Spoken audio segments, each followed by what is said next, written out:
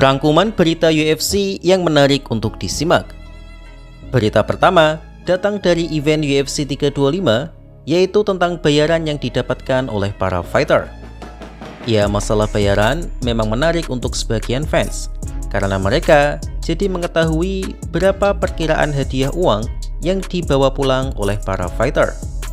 Namun perlu diketahui bahwa selain dari bonus, UFC tidak mempublikasikan bayaran para fighternya secara resmi. Jadi yang akan kita sajikan di sini adalah laporan dari media ternama yang diyakini tidak terlalu jauh dari realitanya. Alexander Volkanovski sebagai main event dan sang juara tentu mendapatkan bayaran yang paling tinggi di event ini, karena dipercaya bahwa kontrak kehadirannya saja senilai 1 juta US dollar. Kemudian dengan ditambah bonus dari Paramount Plus pengganti sharing pay-per-view dan juga bonus kemenangan dan fight of the night sebesar 100.000 US dollar, Volkanovski dipercaya membawa pulang lebih dari 2 juta US dollar atau lebih dari 34 miliar rupiah. Kemudian Diego Lopez sebagai penantang gelar diperkirakan mendapatkan kontrak kehadiran di kisaran 700.000 US dollar. Sebagai main event, tentu ia mendapatkan jatah bonus dari Paramount Plus dan juga bonus fight of the night, jadi diperkirakan Diego Lopez membawa pulang di kisaran 1 juta US dollar atau sekitar 17 miliar rupiah.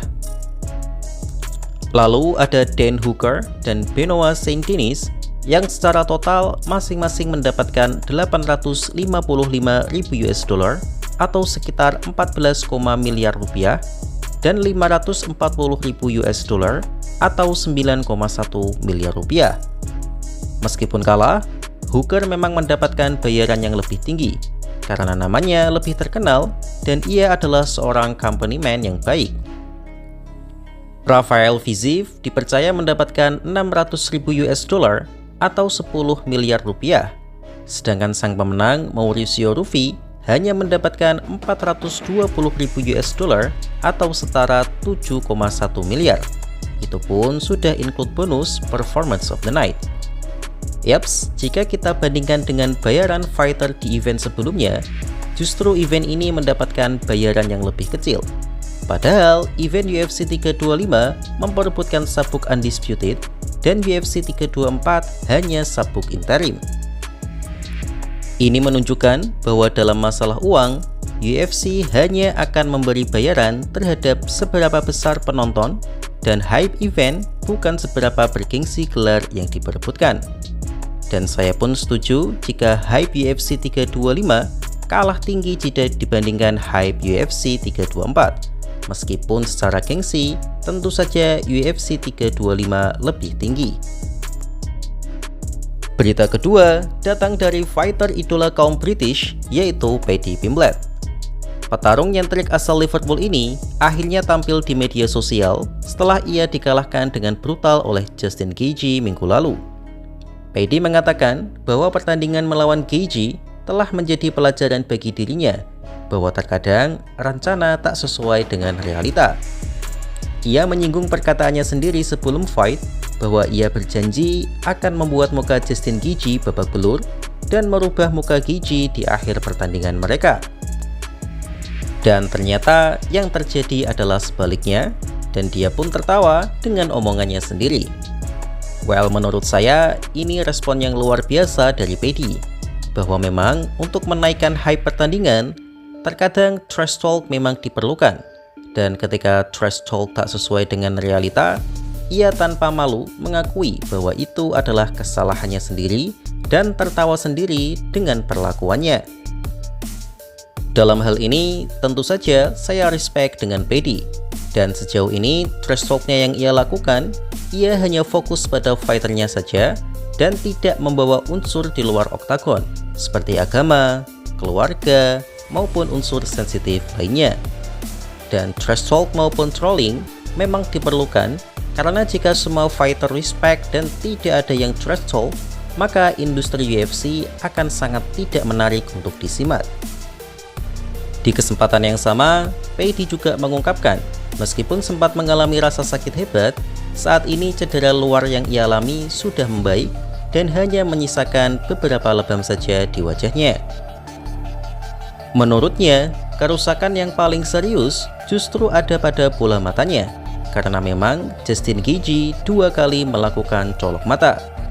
Yap, saya sebagai fans Gaethje tak menampik bahwa eye poke adalah tindakan yang seharusnya ditindak tegas seperti pengurangan poin dan tidak hanya sebatas peringatan saja. Lain kali akan kita bahas.